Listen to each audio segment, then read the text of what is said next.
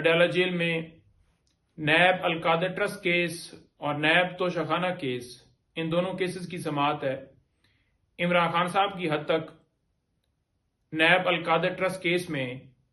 ضمانت بعد از گرفتاری کی درخواست کے اوپر سماعت ہے، اور توشہ خانہ کیس میں ضمانت قبل از گرفتاری کی درخواست کے اوپر سماعت ہے۔ اسی طرح بی بی صاحبہ، ان کے اوپر یہ دو کیسز، ان میں ان کی حد تک دونوں کیسز میں ضمانت قبل از گرفتاری کی درخواستوں کے اوپر سماعت ہے۔ لاسٹ ہیئرنگ کے اوپر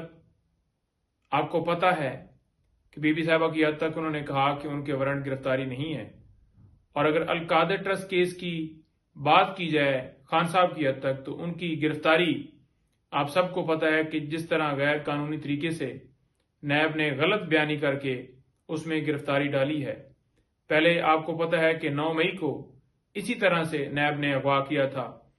اور اس وقت بھی گرفتاری ڈالی گئی تھی، ریمانڈ بھی لیا گیا تھا، جو کہ سپریم کورٹ نے سارا پروسیس غیر قانونی ڈکلیئر کیا۔ تو آپ کو پتہ ہے کہ نیب نے جس طرح سے غلط بیانی جو ہے وہ کی ہے اس القادر ٹرسٹ کیس کے اندر، 2 سے 3 ڈیٹس اس بنیاد کے اوپر انہوں نے لی ہیں کہ جو نیب کا لا ہے اس کے مطابق 10 دن کا ٹائم جو ہے وہ ریکوائرڈ ہے اس درخواست کو دائر کرنے کے لیے، جو ہم نے ریویژن دائر کی تھی اس بنیاد کے اوپر کہ عمران خان صاحب کی دونوں درخواستیں جو ہیں وہ بحال کی جائیں۔ انہوں نے دونوں درخواستیں اس بنیاد کے اوپر نیچے ٹرائل کورٹ میں ریجیکٹ کی تھیں کہ عمران خان صاحب عدالت میں پیش نہیں ہوئے، حالانکہ عدالت نے حکم دینا تھا، انتظامیہ کا کام تھا سیکیورٹی دینا، اور خان صاحب کو پیش کیا جاتا۔ اگر یہ سیکیورٹی کا بہانہ جیسے آپ کو پتہ ہے بناتے ہیں تو پھر ویڈیو لنک کے ذریعے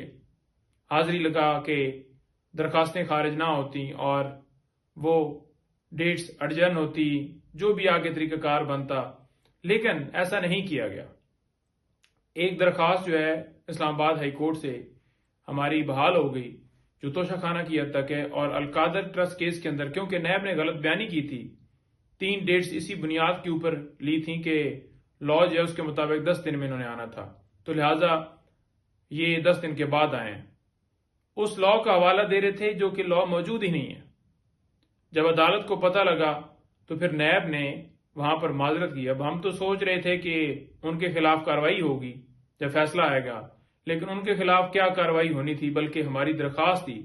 وہ جو ہے انہوں نے کہا کہ اب انفرکشس ہو گئی ہے،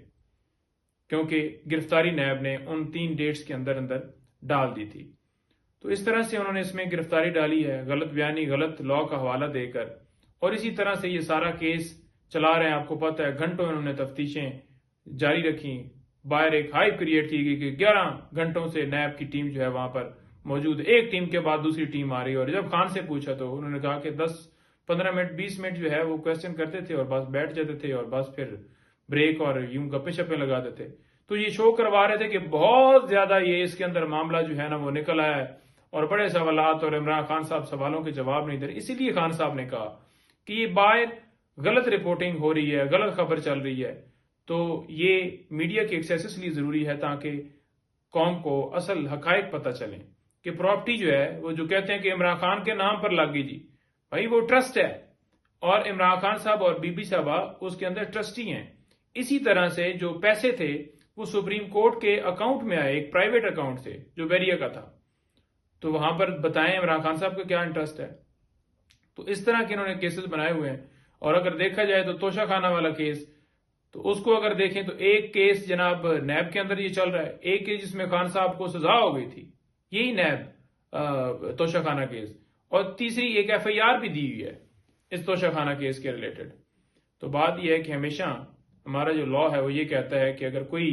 جرم ہوگا تو اس کی ایک کارروائی ہوگی۔